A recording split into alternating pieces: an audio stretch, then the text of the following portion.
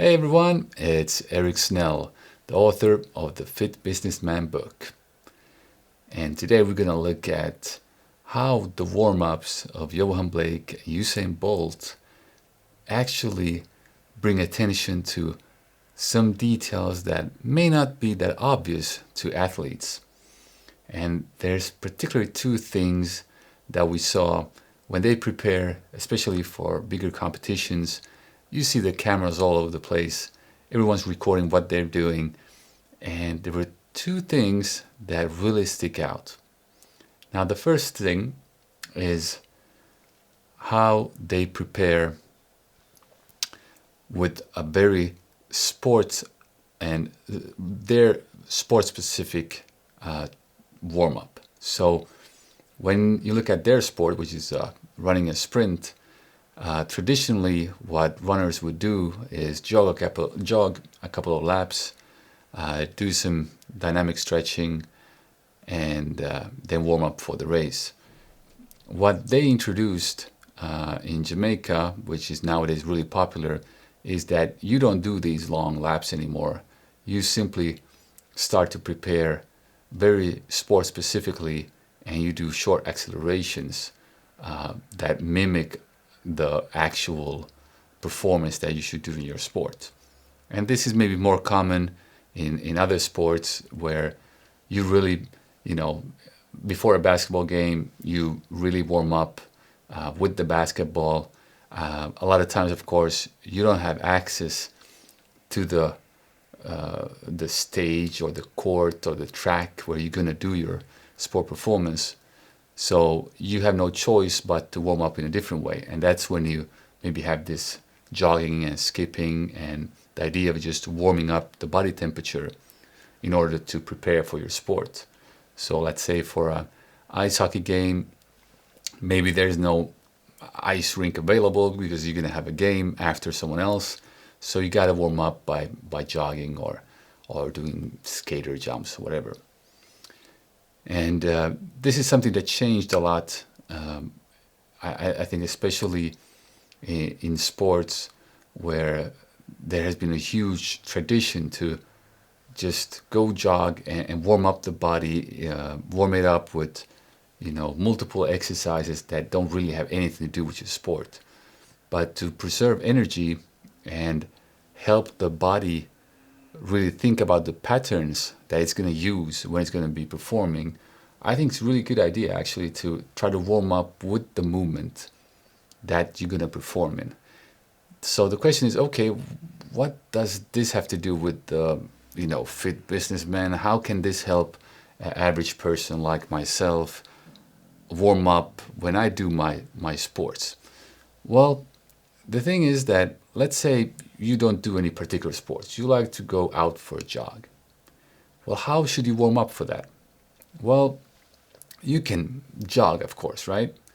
But the idea would be here that you don't start to do push-ups, for instance. You don't start to, do something with your arms or do pull-ups to warm up for going for a jog. Instead, you save that energy so you can run them further.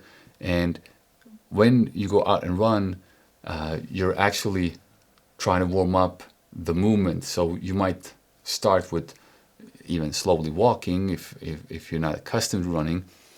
But I would say even more in other sports. So if, let's say, you're, what sport would you like to be? Let's say for football, for soccer, it's very simple. You have these circles of players and they kick the ball to each other, right? So that would be more sort of specific for the sport, for the game, than to have the whole team go run laps.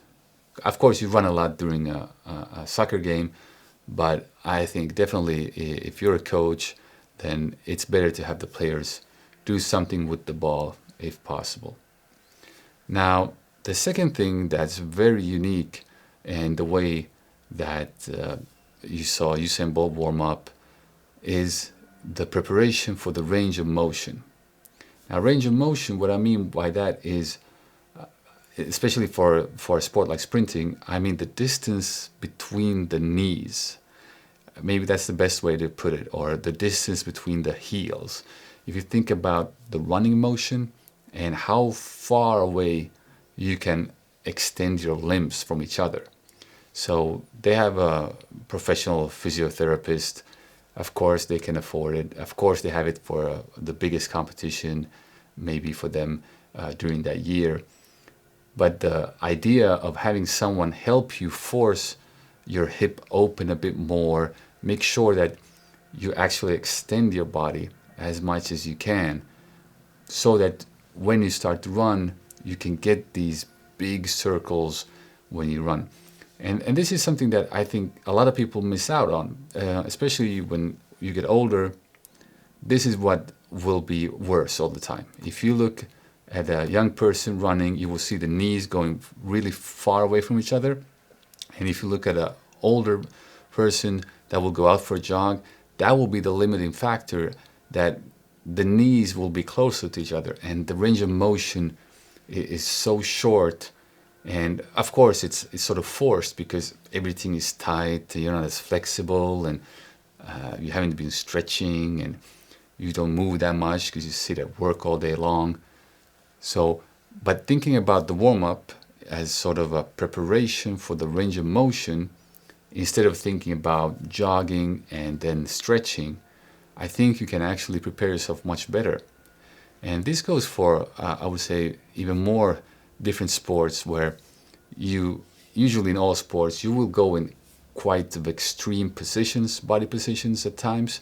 So let's say you're gonna for baseball, you're gonna hit something, you're gonna be twisting your body in quite extreme positions. So when you warm up, maybe you want to try to twist your body so that you can reach those positions, and you're gonna have quick bursts of speed.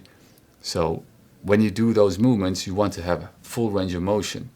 And I think even for a gym rat, if you just go and lift weights, also to think about the range of motion, to open up everything, not to think about it as stretching, not to think about it as dynamic stretching, but think about it as range of motion. And one way you can do it is to use like a pinpoint stress points in your body. So I use a lot this tennis ball, and I place it under my glute, and then I do movements with my leg, and that loosens up really a lot of the musculature around the hip, and I get a much better range of motion very, very quickly. The other thing you can do is to use bands or a towel to sort of stretch your body in different movements by using a little bit of support. Of course, if you have a training partner that can help you with it, it's also very convenient. But the idea is not to directly stretch. And when I think about real passive stretching, where you're in a position for a minute or two, yes, we can see that there's studies about how fast you recover from it. So yes, you can do passive stretching before any sport, and with 10 minutes, that stretch has gone back, so it won't affect your performance. If you do, this passive stretching just before trying to do a vertical jump, of course, you're not going to jump as high. But 10 minutes is apparently, according to the studies, what you have to wait until you can perform again really, really on a higher level. And yeah, I have the references of the studies. You can check it out in the Fit Businessman book. For dynamic stretching, it's a lot of time like a rhythmical stretch. Here with the range of motion, I'm thinking more about doing circles with your limbs.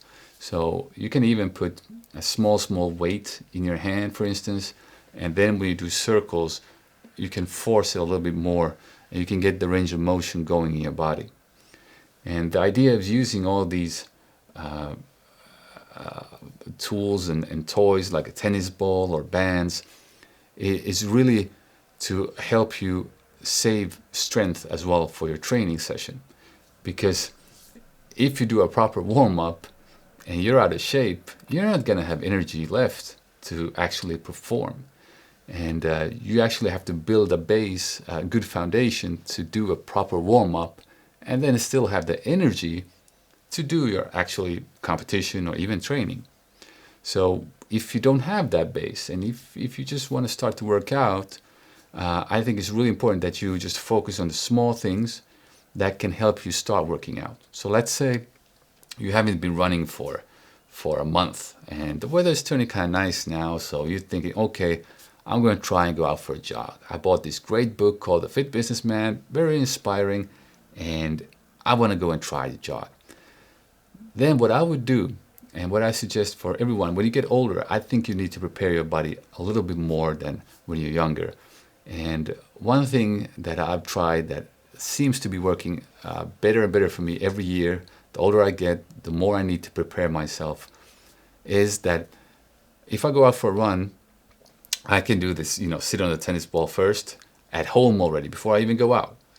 And when I go out, I will go very slow in the beginning. I will stretch, especially the hamstrings, and try to stretch the glutes after a short while. And then run again just a bit, and then stretch again. So the normal procedure is traditionally you jog, you stretch, and then you perform, or you do technical drills, and you do your performance or your training.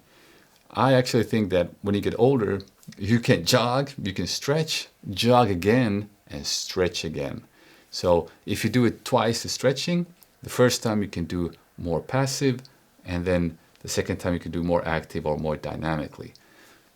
But this way, you can actually prepare your body quite nicely. And of course, you can count that into your training.